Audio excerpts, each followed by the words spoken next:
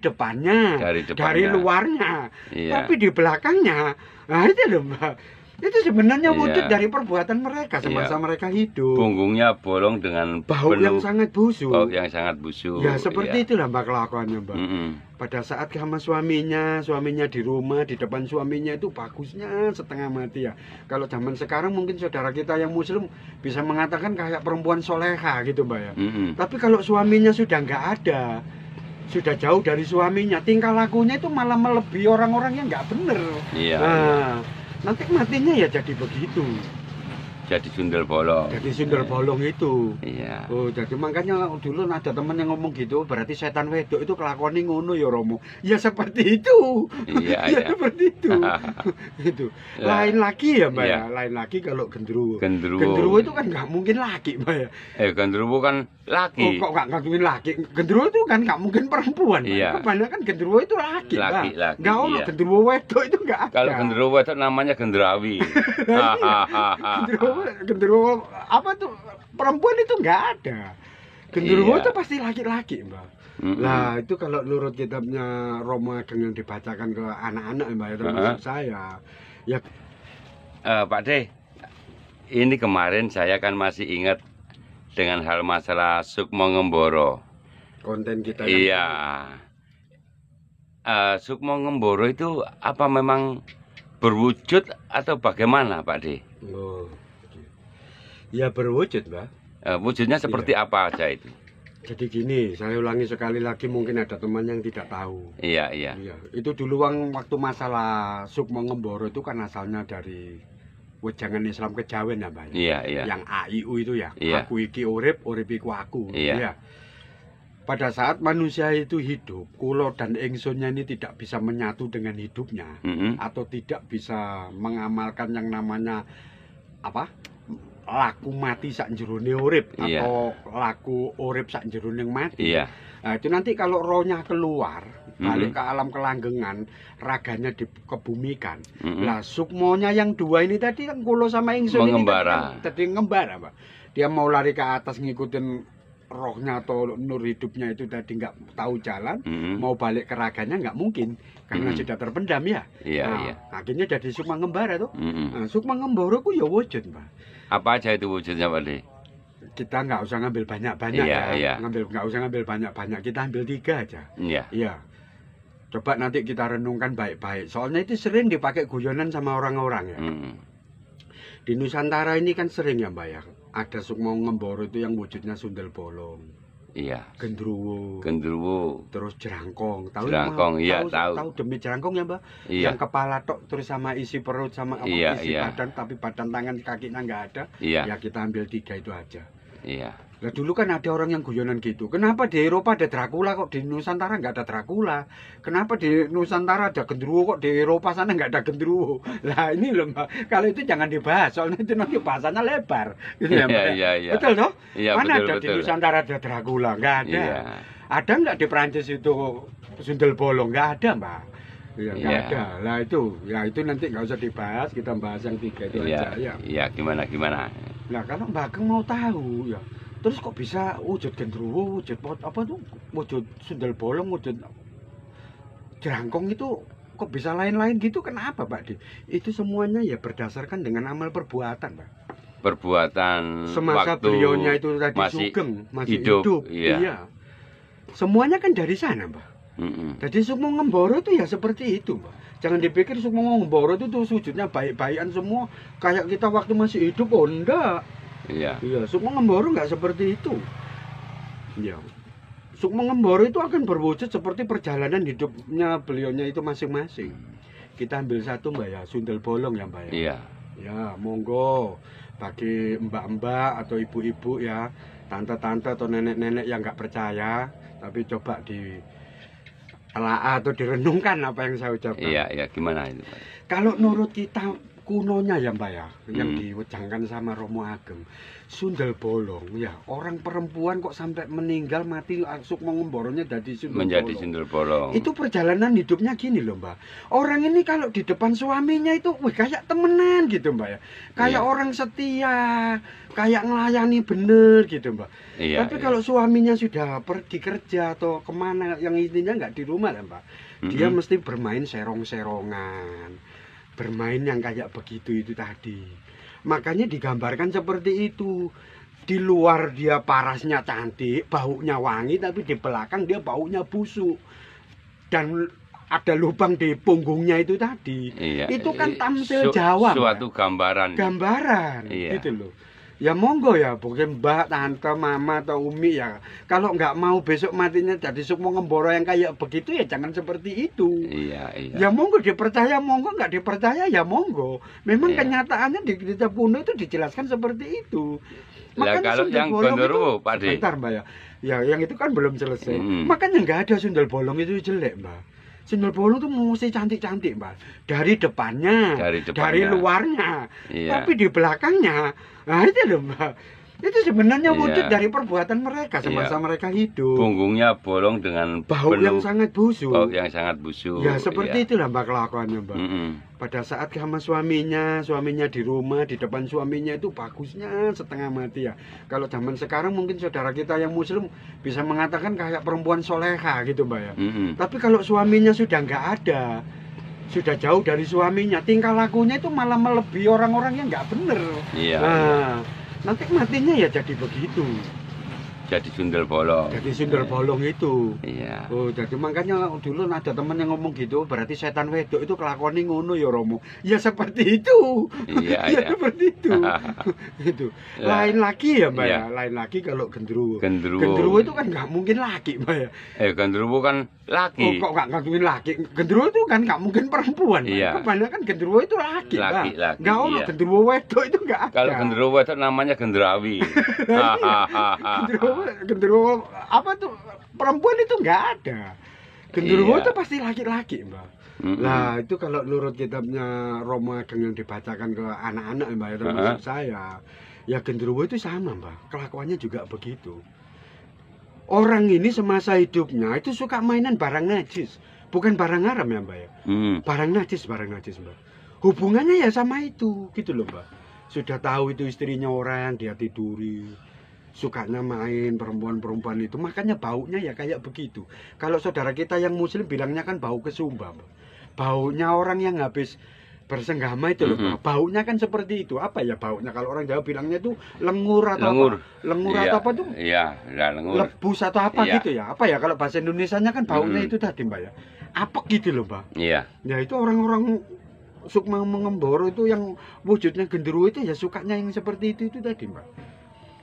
Suka mainan yang kayak gitu, sudah tahu di rumah dia punya istri. Malah jadinya Gondoruo. Jadinya Gondoruo, ya itu mungkin senggel Mbak, bisa dikawinkan sama sundel bolong. Sama sundel bolong ya. Bisa dikawinkan sama itu. Sama Mbak. Itu juga perjalanan hidupnya seperti itu. Dia tidak bisa membedakan. Mana sesuatu yang najis bagi dia dan mana yang tidak. Ya terutama masalah itu tadi loh Mbak, kayak sundel bolong. Kalau sundel bolong itu kan setan wedokan sing seneng lanangan, nek genderuwo iki setan lanang sing seneng wedokan. Gitu loh. Itu. Ya monggo dikembalikan, dinalar aja. Kayaknya masuk akal atau enggak gitu. Ya itu Mbak, genderuwo itu Mbak. Itu semuanya juga Sukmo Ngemboro Mbak. Sukmanya orang-orang yang mati nggak sempurna karena perbuatan masa hidupnya perjalanan di dunia. Itu tadi kayak begitu gitu loh. Beda lagi sama jerangkong Mbak, yang itu tadi. Kalau saudara kita di Kalimantan itu bilangnya kunyang ya Mbak. Kunyang. Kepala sama jantung sama usus sama itu ya. Nggak punya tangan, nggak punya badan lah. Setan jerangkong itu Mbak ya. Sukmo Ngemboro yang wujud jerangkong. Ya. Kalau di kitabnya Romo itu Mbak ya. Orang ini kalau itu nggak pernah pas Mbak. Misalnya apa Mbak? Dititipin uang sekian, tapi disampaikannya sekian. Diintit. Ngentit gitu loh Mbak. Terus mengurangi. Suka mempermainkan timbangan. Orang beli 5 kilo dijadikan 4,5 kilo kurang berapa, kayak gitu loh Mbak. Termasuk omongan Mbak. omongan 2 meter dia panjang-panjangkan sampai 11 meter. Nanti omongan 10 meter dia pendek-pendekkan jadi 3 meter. Sehingga menimbulkan satu keributan atau apa. Kan ada tuh orang kayak gitu. Merugikan orang lain. Orang lain. Padahal orang itu omongannya nggak segitu. Omongannya itu panjang. Tapi karena yang disampaikan cuma segitu. Memang dia sengaja, Mbak. Disampaikan seperti itu supaya ribut gitu loh, Mbak. Iya. Lah orang-orang yang kayak gitu itu, Mbak. Kalau menurut kitabnya Romo Ageng. Ya matanya mesti jadi jerangkong itu tadi loh, Pak. Oh iya, jadi jerangkong ya. Iya. Itu sup ngemboro yang nggak pepek gitu loh, Mbak. Tapi biasanya, Mbak ya, yang diutamakan itu masalah itu tadi, Mbak. Timbangan. Timbangan ya. Iya, termasuk istilahnya. Iya. Istilah Jawanya itu ngentit. Iya, betul. Dia mesti suka mengurangi haknya orang. Mengurangi haknya orang, ngentit itu. Ya. Loh kita juga ngerti loh, Mbak. Ya makanya mohon maaf kita jangan diajari lah, Mbak. Masalah kalau kita melakukan dosa yang kayak gini nanti kita akan dapat hukuman kayak apa itu leluhur kita sudah tahu kok, Mbak. Nggak usah dikasih gambaran yang kayak sekarang gitu, nggak perlu. Kita sudah tahu kok. Leluhur kita loh sudah tahu. Iya, iya. Ya itu setan jerangkung itu seperti itu, Mbak. Orangnya itu nggak pernah amanah. Iya, nggak pernah amanah. Mesti ada yang dikurangi. Dititipin uang sekian. Lalu kalau sekian. Yang jenis katanya jin itu bagaimana, Pak De? Gini ya, Mbak ya, mohon maaf banget ya, Mbak. Saya bukan menyalahkan bagi mereka yang percaya dengan adanya jin ya, Mbak. Iya, iya. Iya. Seperti saudara kita sendiri di Al-Qur'an kan disebutkan wa ma khalaqal jinna wa insa illa liya'budun ya. Tidak aku ciptakan jin dan manusia untuk beribadah kepada Tuhan. Ya, beribadah kepadaku ya, Mbak. Iya. Lah kita kan nggak bahas masalah itu. Kalau mereka percaya bahwa ada makhluk namanya jin, ya monggo gitu loh. Iya, karena di Nusantara itu jin nggak ada, nggak Pak. Yang ada ada ya. itu siluman, Pak. Siluman. Iya, makhluk siluman itu kan sama dengan bangsa jin, Pak. Dia ada yang baik, tapi juga ada yang tidak baik. Masih ingat kan, Pak? Siluman itu yang baik, Mbak ya, wujudnya kayak manusia, Mbak, kayak kita gitu. Iya, iya. Cuma dia nggak punya jasad kasar, jasadnya halus. Iya. Tapi kalau siluman itu sudah siluman peteng, bukan siluman padang ya, Mbak ya. Iya. Siluman peteng, iya. Ya itu tadi yang saya bilang, kepalanya manusia cantik ya. Kepalanya itu perempuan cantik, Mbak, tapi badannya ular. Ya kayak Sundelbo apa itu loh, Mbak? Nyi Blorong. Nah, kayak gitu. Itu siluman peteng, Mbak. Ya mungkin untuk saudara kita yang muslim, Mbak, kayak Nyi Blorong itu disebut jin iblis. Iya, iya, iya. Tapi kalau jin-jin yang di musola, jin yang di masjid, dilanggar atau ya itu namanya jin muslim. Ya mungkin jin muslim, itu. Mungkin kalau mereka karena baik. Beliaunya bilangnya itu jin muslim, kalau kita bilangnya siluman padang gitu loh, Mbak. Siluman bote gitu loh, Mbak. Iya. Kalau mereka bilangnya jin iblis, kalau kita sendiri bilangnya itu siluman peteng itu tadi. Siluman peteng mesti gitu, Mbak. Bawaannya apa tuh? Badannya ini nggak sempurna, Mbak. Badan sekian ini kuda. Jaran ya, Mbak ya. Iya, ada kuda. Manusia kayak santetnya bering sedapur. Ya, kayak gitu-gitu itu, Mbak. Badannya babi, kepalanya itu perempuan cantik, ya kayak gitu. Kepalanya macan, itu harimau. jenis siluman. Itu siluman peteng itu tadi, Mbak. Ya jin iblis lah kalau saudara kita muslim yang bilang. Iya, iya. Cuma saya sendiri ya nggak pakai istilah jin, Mbak. Apa itu jin? Nggak ngerti saya, Mbak. Iya, karena mungkin ajaran dari Timur Tengah ya, Mbak ya. Iya, di Nusantara nggak ada jin, Mbak. istilah jin. Ya sama dengan tadi guyonannya anak-anak. Ada nggak di Nusantara itu Dracula? Ya nggak ada, Mbak. Di sini nggak ada Dracula. Mana ada Dracula? Adanya di Eropa. Ya adanya di Eropa.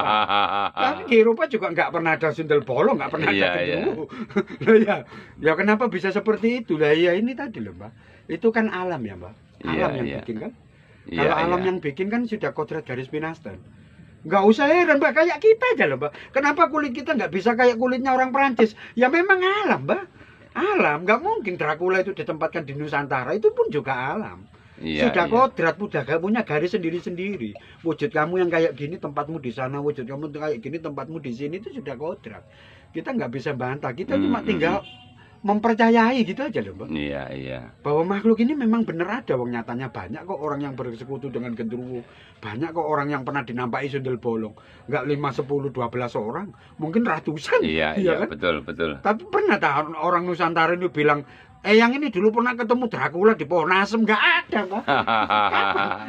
Eyangnya pernah ketemu Dracula di Pohon Asem. Dulu waktu Eyang ini mau mandi di Pohon Sukun itu terus ada Draculanya, ya nggak mungkin ada. Ya. Dari mana Dracula keblangsak ke pohon sukun ke pohon keres itu kan yang nggak mungkin. Ya monggo dipikir sendiri sambil ketawa ya Mbak. Iya betul. Iya kok bener. Omongan yang saya ucapkan kan masuk akal. Memang bener. Bisa dinalar. Bisa dinalar kok. Sesuatu yang bisa dinalar itu kan bisa lucu juga bisa mengandung satu pengetahuan loh Mbak ya. Iya betul. Iya, seperti itu Mbak. Jadi wujud dari Sukmo Ngemboro atau Roh Gentayangan ini berdasarkan perilakunya beliau-beliaunya waktu hidup Mbak. Itu masih hidup di alam dunia. Iya. Makanya bener kayak saudara kita yang muslim bilangnya itu amalia itu nggak mungkin tertukar. Iya Mbak. Kalau perbuatanmu suka tidak amanah, mengurangi timbangan, ya toh, mengurangi haknya orang, nggak mungkin kamu mati jadi sundel bolong. Kalau kamu perempuan tuh Mbak, pasti mati nih ya jadi jerangkong itu Mbak. Iya. Tapi kalau perbuatan kamu seperti ini yang saya sebutkan perempuan ya Mbak ya. Iya. Suka serong-serongan di belakang suami kamu. Ya nggak mungkin kamu jadi itu jerangkong. Pasti ya jadinya sundel bolong itu tadi. Iya. Jadi itu berdasarkan perbuatan masing-masing. Iya, gitu. Iya. Sekarang saya akhirnya saya paham juga itu Pak De. Itu wujud Sukmo Ngemboro ya Mbak. Iya, wujudnya ya.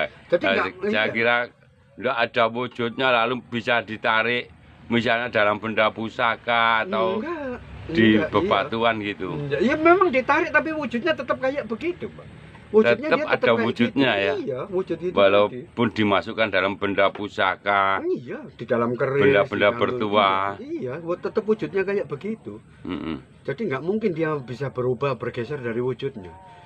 Dia tetap Sukmo Ngemboro, Sukmo Gentayangan itu tadi. Kadang berupa wanita cantik apa itu. Di dalam sebuah pusaka atau benda-benda yang dituahkan itu. Iya, sering tuh Mbak dengar gitu tuh Mbak.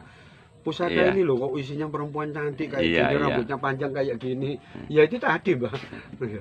Ya seperti itu. Tapi di sisi lain kita juga tahu gitu. Iya. Bahwa isi pusaka itu ya orang tubuhnya besar berbulu kayak gitu ya mungkin isinya ya makhluk itu tadi. Macam-macam lah istilahnya. Itu. Ya sekarang saya lebih paham dengan penjelasannya Pak De Agus yang wujud dari Sukmo Ngemboro tadi. Iya, terima kasih Pak De, terima kasih. Rahayu. Rahayu.